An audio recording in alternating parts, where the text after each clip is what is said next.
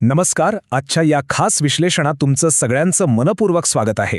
खरं सांगा, घरात लहान मुलं असली की रोजची धावपळ आणि गोंधळ किती थकवणारा असतो, नाही का?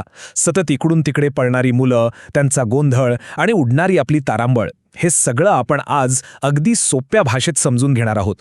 सोफ्यावर सतत मारलेल्या उड्या, स्वयंपाकघरातून हाका मारून मारून घसा कोरडा पडतो, पण मुलांचं लक्षच नसतं आणि शेवटी आपला संयम सुटतो, आपण ओरडतो आणि मग सुरू होतं मुलांचं रडणं. हे चित्र अनेक घरांमध्ये अगदी रोजचंच आहे ना? पार ठकून जायला होतं. असं वाटतं हे रोजचं ओरडण्याचं आणि रडण्याचं चक्र कधी थांबेल?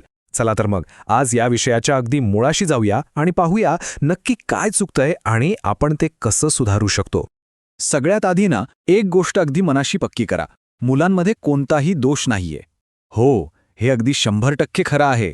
लहान मुलांच्या अंगात प्रचंड ऊर्जा असते आणि ती पूर्णपणे नैसर्गिक असते. आता विचार करा, एखाद्या वेगाने वाहणाऱ्या नदीला जर आपण एका छोट्याशा धरण्याने अडवायचा प्रयत्न केला तर काय होईल? ती ऊर्जा कुठून तरी बाहेर पडणारच ना. त्यांना सतत शांत बस सांगणं हे असंच आहे. ते काही मुद्दाम त्रास देत नसतात, तर त्यांचं शरीरच त्यांना एका जागी बसू देत नाही. हे साधं सत्य आपण स्वीकारलं ना की आपला अर्धा राग तिथेच शांत होतो. आज आपण 4 महत्त्वाच्या गोष्टी बघणार आहोत. पहिली म्हणजे मुलांच्या ऊर्जेकडे बघण्याचा नवा दृष्टिकोन. दुसरी, आपण नकळत करत असलेल्या 2 मोठ्या चुका. तिसरी गोष्ट, विज्ञानावर आधारित 5 सोपे घरगुती उपाय. आणि शेवटी, आपल्या शब्दांची ताकद. तर सुरुवात करूया त्या 2 मोठ्या चुकांपासून, ज्या आपल्याला तात्पुरता उपाय वाटतात पण प्रत्यक्षात घरातला गोंधळ अधिकच वाढवतात. आपली पहिली मोठी चूक म्हणजे मुलांना सतत नकारात्मक सूचना देणं. शांत बस, उड्या मारू नको, असं पळू नको. जर हेच शब्द दिवसातून 50-60 वेळा मुलांच्या कानावर पडत असतील ना, तर त्यांना त्याची सवयच होऊन जाते. त्यांना वाटतं हे मोठे लोक नेहमीच असे ओरडत असतात. मग काय, ते ऐकणंच सोडून देतात. आपले शब्द अक्षरशः त्यांच्या कानावरून घसरून जातात. आपण जितकं जास्त चिडतो तितकं ते जास्त दुर्लक्ष करतात. आणि दुसरी मोठी चूक, जी आपण सगळेच कधी ना कधी करतो, थकून गेल्यावर मुलांना शांत बसवण्यासाठी आपण त्यांच्या हातात मोबाईल किंवा टॅब देतो. 15 मिनिटांसाठी छान शांतता मिळते हे नक्की, पण जेव्हा तो मोबाईल बंद होतो ना, तेव्हा खऱ्या समस्येला सुरुवात होते. याचं कारण असं की स्क्रीनमुळे मुलांच्या मेंदूत डोपामाइन नावाचं रसायन एकदम वेगाने वाढतं आणि स्क्रीन बंद झाल्यावर ते अचानक खाली येतं. या डोपामाइन क्रॅशमुळे मुलांची इतकी प्रचंड चिडचिड होते की ते वस्तू फेकायला लागतात आणि घरात आधीपेक्षा जास्त गोंधळ सुरू होतो. त्यामुळे मोबाईल हा काही उपाय नाहीये, ती समस्या वाढवणारीच गोष्ट आहे. बरं, आता या चुकीच्या उपायांकडून खऱ्या उपायांकडे वळूया. आपण असे 5 सोपे आणि विज्ञानावर आधारित उपाय पाहणार आहोत, ज्यासाठी ना कसल्या डॉक्टरांची गरज आहे ना महागड्या खेळण्यांची. तर आपला पहिला उपाय आहे मुलांकडून जड कामं करून घेणं.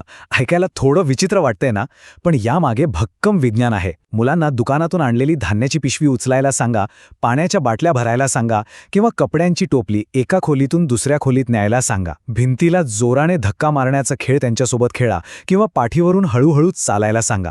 यामुळे मुलं चांगल्या अर्थाने थकतात, त्यांची भूक सुधारते आणि रात्री त्यांना खूप गाढ झोप लागते.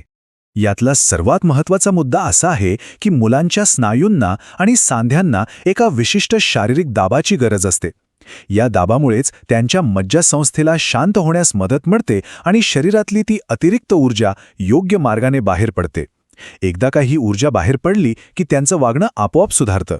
दुसरा अतिशय छान उपाय म्हणजे घरात एक शांतता कोपरा तयार करणं. आता हे लक्षात घ्या, ही काही शिक्षेची जागा नाहीये, तर मुलांना शांत आणि सुरक्षित वाटण्याची जागा आहे. तिथे एक मऊ गादी, थोडा कमी प्रकाश आणि त्यांची आवडती खेळणी ठेवा. आणि सर्वात महत्त्वाचं म्हणजे एक पारदर्शक पाण्याची बाटली घ्या. त्यात थोडं ग्लिटर म्हणजे ते चमकणारे कण टाका. जेव्हा मूल खूप हायपर असेल तेव्हा त्याला तिथे बसून ती बाटली फक्त हलवायला सांगा. ते ग्लिटर हळूहळू खाली येताना पाहून मुलांच्या हृदयाचे ठोके आणि श्वासोश्वास एकदम संथ होतो आणि मन आपोआप शांत व्हायला मदत होते. ऑफिसच्या टेन्शननंतर मोठ्या माणसांनाही हा कोपरा नक्कीच आवडेल बरं का. तिसरा उपाय आपल्या सूचना देण्याच्या पद्धतीवर आहे. लांबून ओरडून 4-5 कामं एकत्र सांगितली की त्यांच्या छोट्या मेंदूचा एकदम गोंधळ उडतो. त्याऐवजी काय करायचं, त्यांच्या डोळ्यांच्या पातळीवर खाली बसा, त्यांच्या खांद्यावर हलका हात ठेवा आणि अत्यंत शांत आवाजात फक्त एकच सूचना द्या, जसं की फक्त ही गाडी या बॉक्समध्ये ठेव. हे तंत्र अतिशय सोपं आहे, पण मुलांकडनं कामं करून घेण्यासाठी हे सर्वात जास्त प्रभावी ठरतं. आता हा चौथा उपाय पाहून तुम्हाला नक्कीच आश्चर्य वाटेल, कारण याचा संबंध रोजच्या आहाराशी आहे. बाजारात मिळणारे ते रंगीत ज्यूस, जेली, चॉकलेट्स, भरपूर साखर असलेले पदार्थ आपण हे सगळं मुलांना खूप प्रेमाने देतो. पण कृत्रिम गोड पदार्थांऐवजी त्यांना नैसर्गिक फळं, गूळ, मोड आलेली कडधान्य, सुकामेवा आणि अंडी देणं किती गरजेचं आहे हे समजून घेणं खूप महत्त्वाचं आहे. पण आहारातील हा बदल इतका महत्वाचा का आहे? कारण कृत्रिम साखरेमुळे मुलांच्या शरीरात अचानक ऊर्जेची मोठी लाट येते आणि मग घरात अक्षरशः वादळ निर्माण होतं. साखर त्यांच्या मज्जासंस्थेला अतिउत्तेजित करते. याउलट नैसर्गिक पदार्थांमुळे रक्तातील साखरेची पातळी अगदी स्थिर राहते आणि रक्तातील साखर स्थिर राहिली की मुलांचा मूडही स्थिर राहतो. मग ते विनाकारण रडणं किंवा चिडचिड करणं आपोआप थांबवतात. आपला 5वा उपाय आहे चित्रांचं वेळापत्रक. जास्त ऊर्जा असलेल्या मुलांना जर पुढे काय होणार आहे हे आधीच माहीत नसेल तर ते खूप अस्वस्थ होतात. अचानक खेळणं थांबव आणि अभ्यासाला बस असं म्हटल्यावर त्यांच्या मेंदूला धक्का बसतो आणि मग ते विरोध करतात. यावर उपाय म्हणून शब्दांऐवजी रंगीत चित्रांचा वापर करा. दात घासणं, नाश्ता, शाळेची बॅग, खेळणं याची साधी चित्र काढा आणि भिंतीवर लावा. यामुळे मुलांना स्वतःलाच समजतं की आता पुढे काय करायचं आहे. आता इथे ना हा छोटासा 5चा आकडा खूप मोठी जादू करू शकतो. जेव्हा मुलांची खेळण्याची वेळ संपत येते तेव्हा अचानक सगळं थांबवण्याऐवजी त्यांना 5 मिनिटात आपण खेळ थांबवणार आहोत अशी पूर्वकल्पना द्या. यामुळे त्यांच्या छोट्या मेंदूला तयारीसाठी वेळ मिळतो. हा छोटासा 5 मिनिटांचा वॉर्निंग पिरियड घरातली रडारड मोठ्या प्रमाणावर कमी करतो. आता आपण वळत आहोत आपल्या शेवटच्या आणि सर्वात महत्त्वाच्या टप्प्याकडे, शब्दांची ताकद. आपली भाषा मुलांचं भविष्य कसं घडवते ते आता आपण पाहूया. आपल्या बोलण्यातला दृष्टिकोन आपण बदलायला हवा.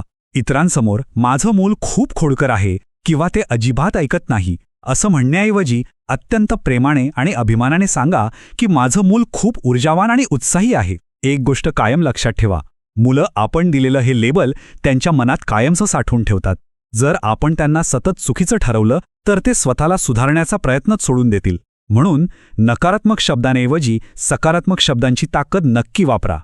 तर मग आपण पाहिलेल्या या 5 उपायांपैकी जड कामं देणं, शांतता कोपरा तयार करणं, डोळ्यांत पाहून एकच सूचना देणं, साखरेवर नियंत्रण ठेवणं आणि चित्रांचा वेळापत्रक बनवणं यापैकी कोणता उपाय घरात शांतता आणण्यासाठी आपण उद्याच करून पाहणार आहात याचा नक्की विचार करा. हे उपाय जर सातत्याने केलेत तर सकारात्मक बदल नक्कीच दिसेल. शेवटी विचार करा, आपण मुलांचा गोंधळ थांबवण्याचा प्रयत्न करत आहोत की त्यांच्या नैसर्गिक ऊर्जेला एक योग्य दिशा देण्याचा. आजच्या या विश्लेषणात सहभागी झाल्याबद्दल खूप खूप धन्यवाद.